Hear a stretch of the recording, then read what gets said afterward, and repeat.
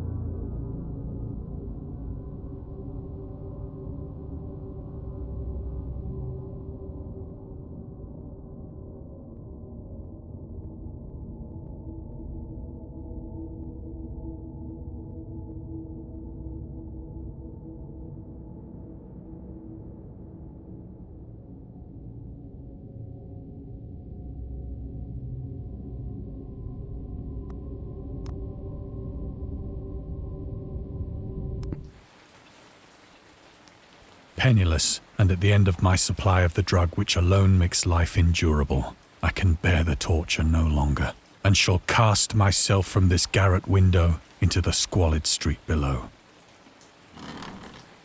Do not think from my slavery to morphine that I am a weakling or a degenerate. When you have read these hastily scrawled pages, you may guess, though never fully realize, why it is that I must have forgetfulness or death.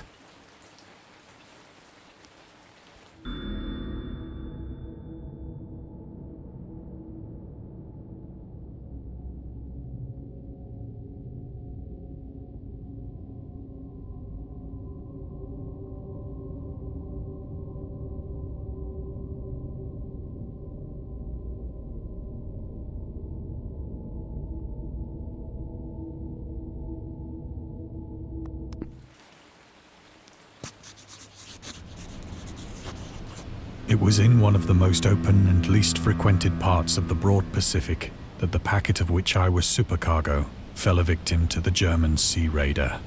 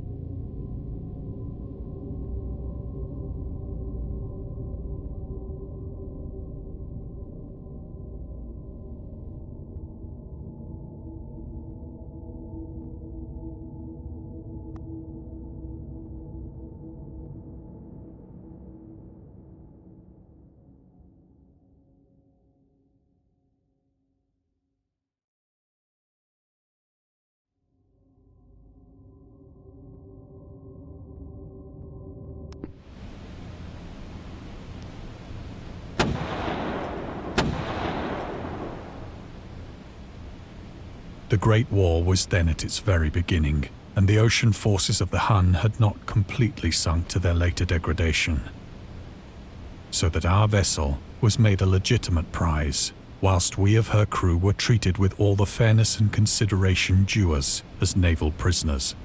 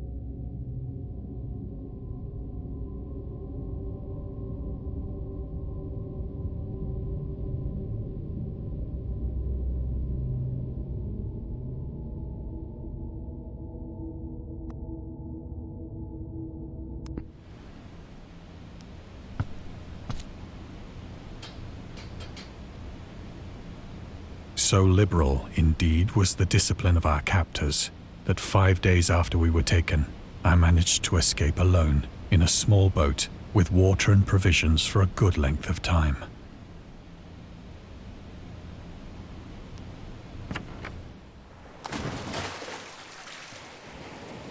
When I finally found myself adrift and free, I had but little idea of my surroundings. Never a competent navigator, I could only guess vaguely by the sun and stars that I was somewhat south of the equator. Of the longitude, I knew nothing, and no island or coastline was in sight.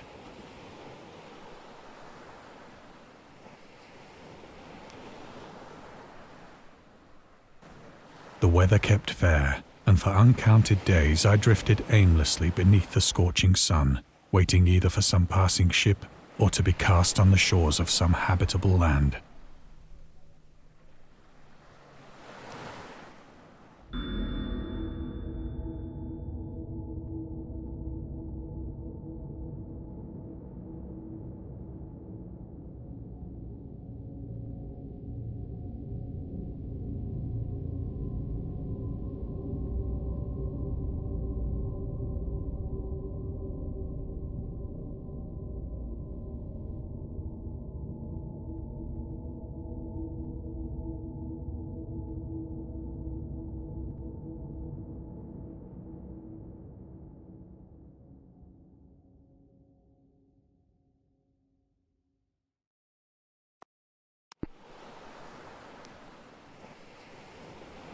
But neither ship nor land appeared, and I began to despair in my solitude upon the heaving vastness of unbroken blue. The change happened whilst I slept. Its details I shall never know, for my slumber, though troubled and dream-infested, was continuous.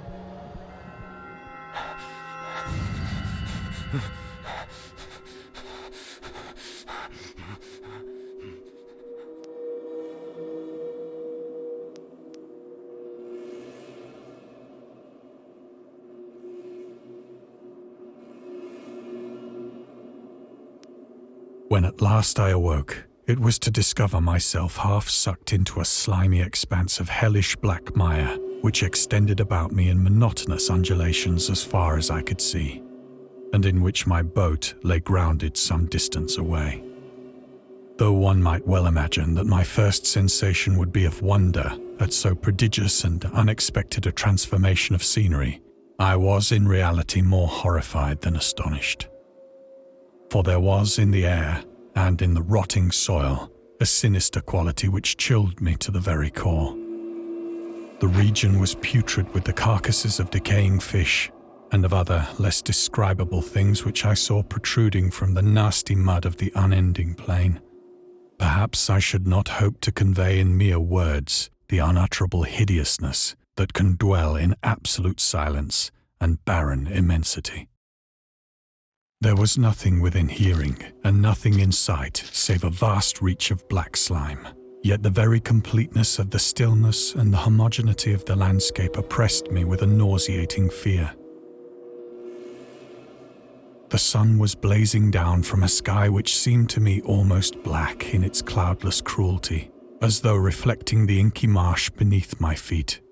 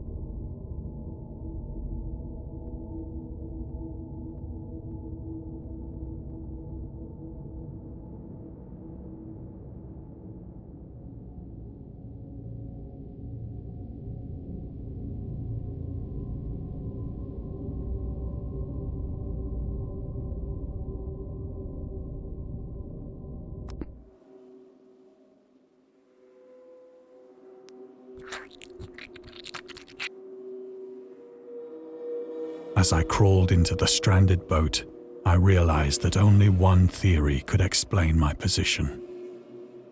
Through some unprecedented volcanic upheaval, a portion of the ocean floor must have been thrown to the surface, exposing regions for which innumerable millions of years had lain hidden under.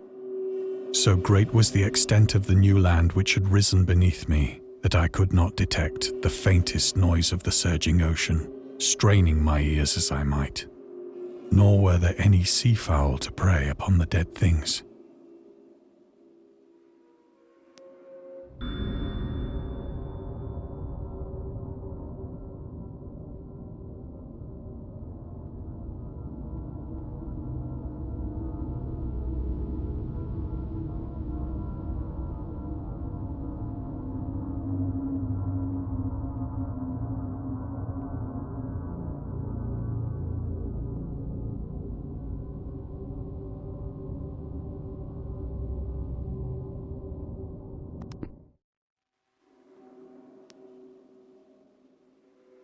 For several hours I sat thinking or brooding in the boat, which lay upon its side and afforded a slight shade as the sun moved across the heavens.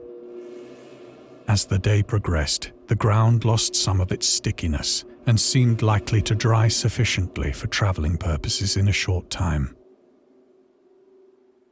That night I slept but little, and the next day I made for myself a pack containing food and water, preparatory to an overland journey in search of the vanished sea and possible rescue.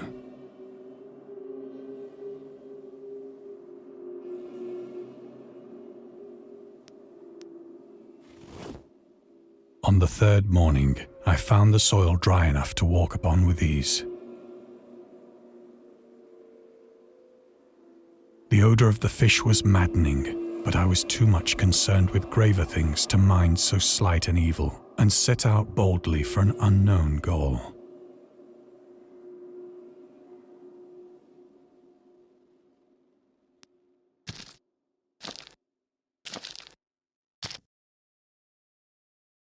All day I forged steadily westward, guided by a faraway hummock which rose higher than any other elevation on the rolling desert.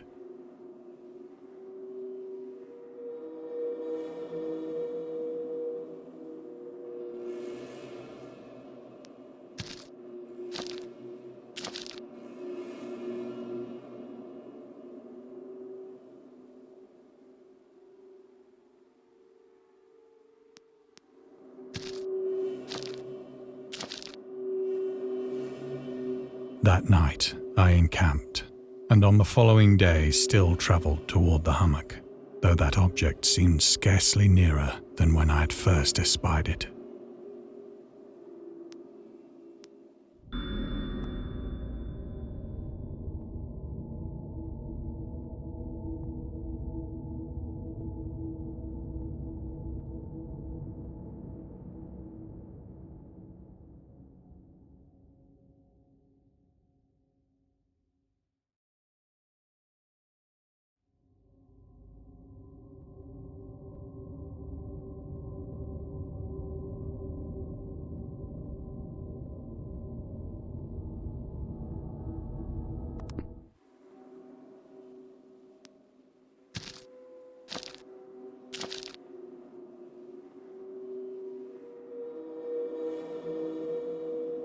By the fourth evening, I attained the base of the mound, which turned out to be much higher than it had appeared from a distance. An intervening valley setting it out in sharper relief from the general surface. Too weary to ascend, I slept in the shadow of the hill. I know not why my dreams were so wild that night, but ere the waning and fantastically gibbous moon had risen far above the eastern plain, I was awake in a cold perspiration, determined to sleep no more. Such visions as I had experienced were too much for me to endure again, and in the glow of the moon I saw how unwise I had been to travel by day. Without the glare of the parching sun, my journey would have cost me less energy. Indeed, I now felt quite able to perform the ascent which had deterred me at sunset. Picking up my pack, I started for the crest of the eminence.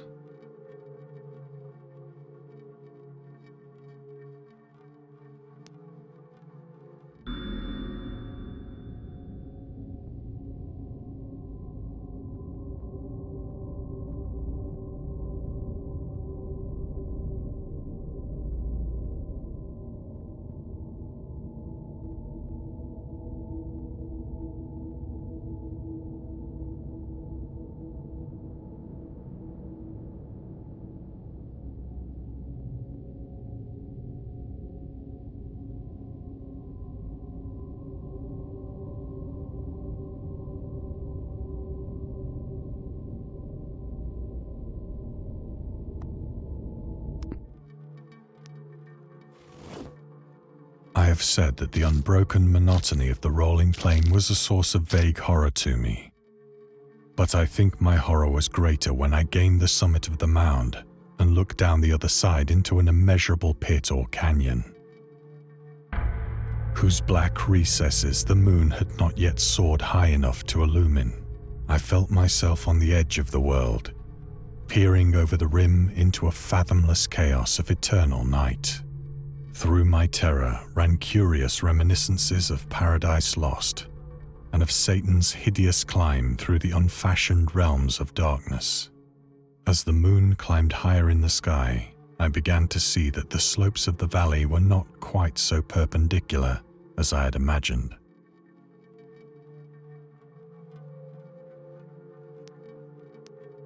Ledges and outcroppings of rock afforded fairly easy, whilst after a drop of only a few hundred feet, the declivity became very gradual.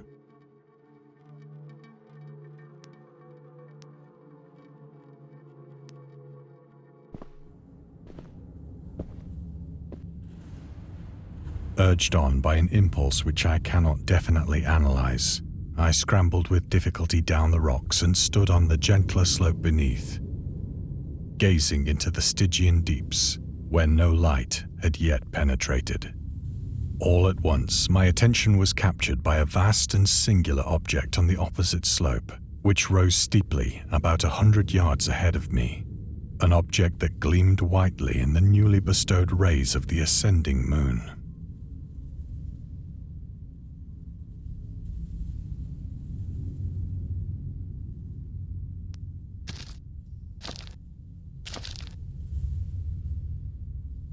That it was merely a gigantic piece of stone, I soon assured myself. But I was conscious of a distinct impression that its contour and position were not altogether the work of nature. A closer scrutiny filled me with sensations I cannot express.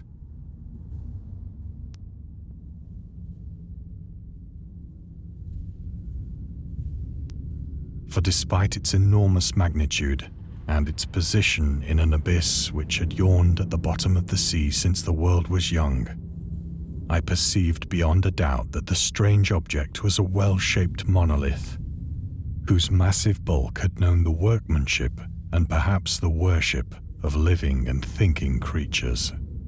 Dazed and frightened, yet not without a certain thrill of the scientist's or archaeologist's delight, I examined my surroundings more closely.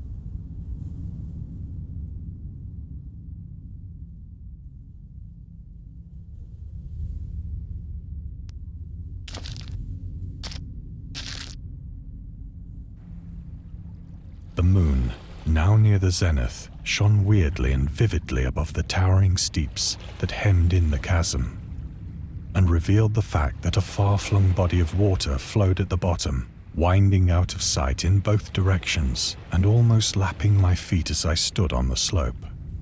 Across the chasm, the wavelets washed the base of the cyclopean monolith, on whose surface I could now trace both inscriptions and crude sculptures.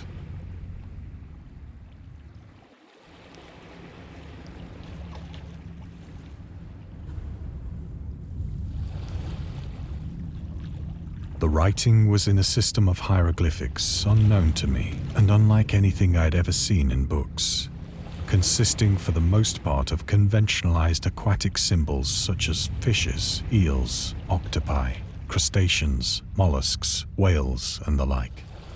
Several characters obviously represented marine things which are unknown to the modern world, but whose decomposing forms I had observed on the ocean-risen plain. It was the pictorial carving, however, that did most to hold me spellbound.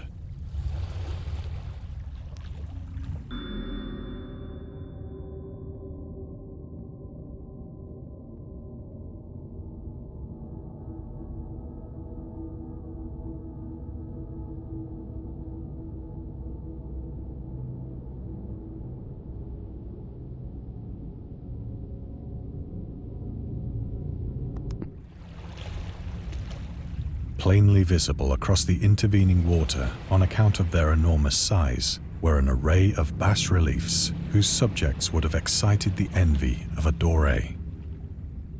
I think that these things were supposed to depict men, at least a certain sort of men, though the creatures were shown disporting like fishes in the waters of some marine grotto, or paying homage at some monolithic shrine which appeared to be under the waves as well. Of their faces and forms I dare not speak in detail, for the mere remembrance makes me grow faint. Grotesque beyond the imagination of a Poe or a Bulwer. They were damnably human in general outline, despite webbed hands and feet, shockingly wide and flabby lips, glassy, bulging eyes, and other features less pleasant to recall. Curiously enough, they seemed to have been chiseled badly out of proportion with their scenic background, for one of the creatures was shown in the act of killing a whale, represented as but little larger than himself.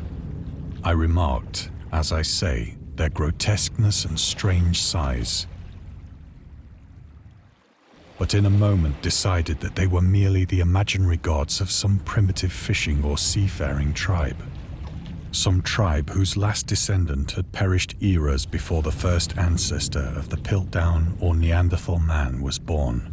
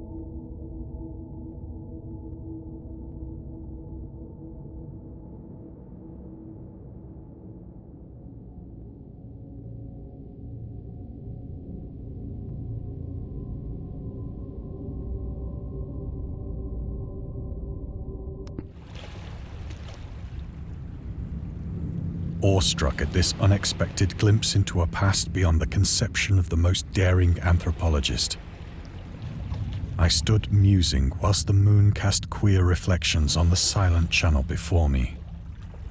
Then, suddenly, I saw it.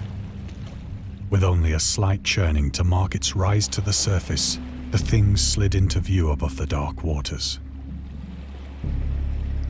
Vast, Polyphemus-like and loathsome, it darted like a stupendous monster of nightmares to the monolith, about which it flung its gigantic scaly arms, the while it bowed its hideous head and gave vent to certain measured sounds.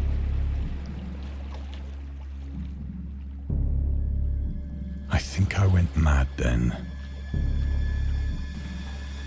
Of my frantic ascent of the slope and cliff, and of my delirious journey back to the stranded boat, I remember little.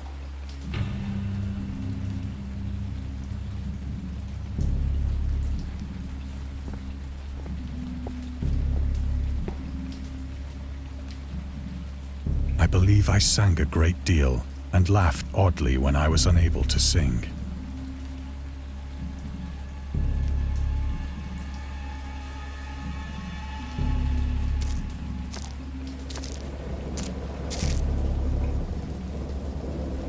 I have indistinct recollections of a great storm sometime after I reached the boat.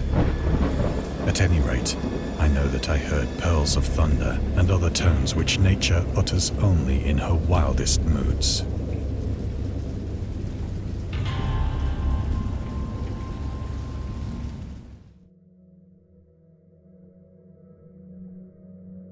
When I came out of the shadows, I was in a San Francisco hospital, brought thither by the captain of the American ship which had picked up my boat in mid-ocean.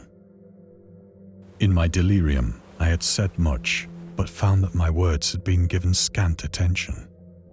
Of any land upheaval in the Pacific, my rescuers knew nothing. nor did I deem it necessary to insist upon a thing which I knew they could not believe.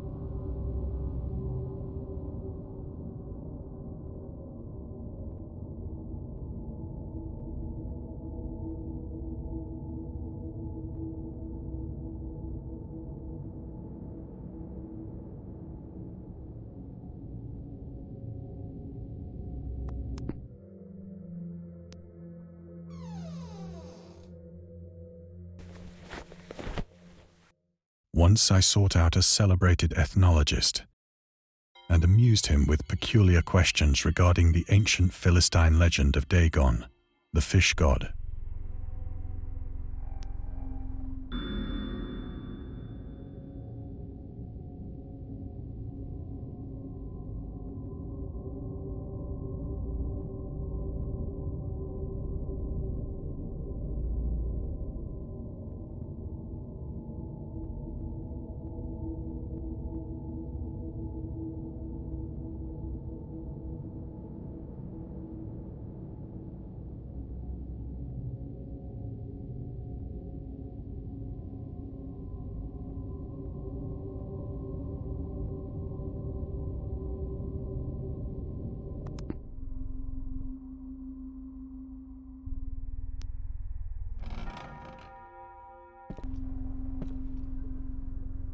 But soon perceiving that he was hopelessly conventional, I did not press my inquiries.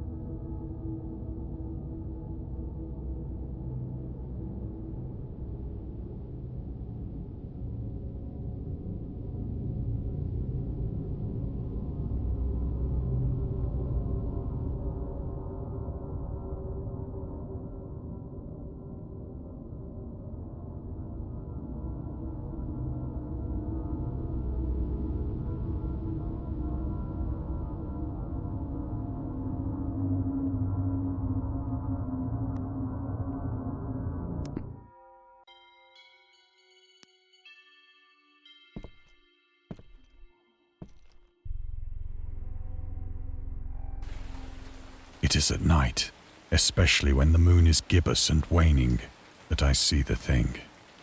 I tried morphine, but the drug has given only transient surcease and has drawn me into its clutches as a hopeless slave. So now I am to end it all, having written a full account for the information or the contemptuous amusement of my fellow men.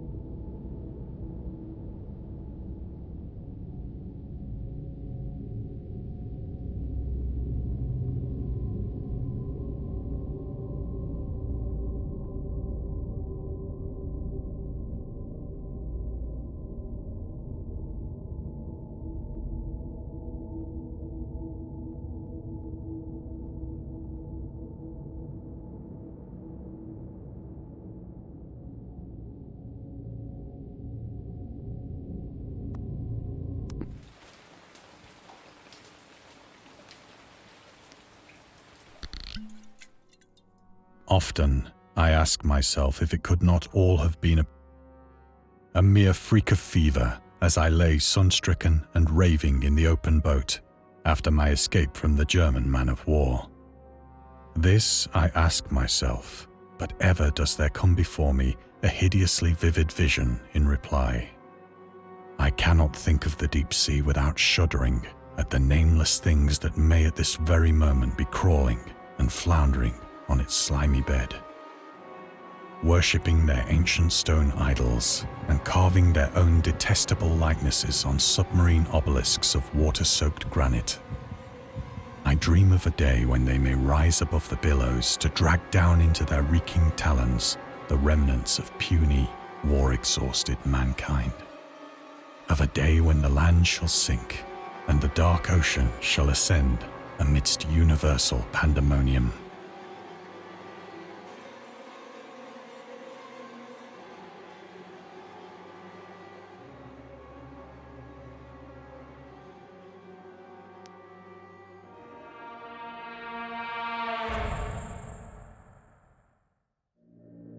The end is near.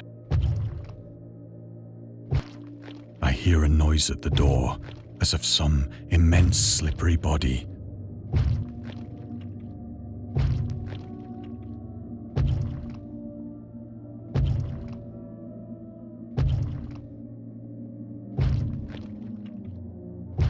It shall not find me.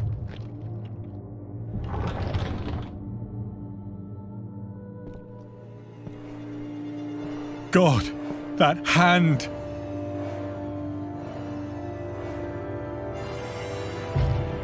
The window! The window!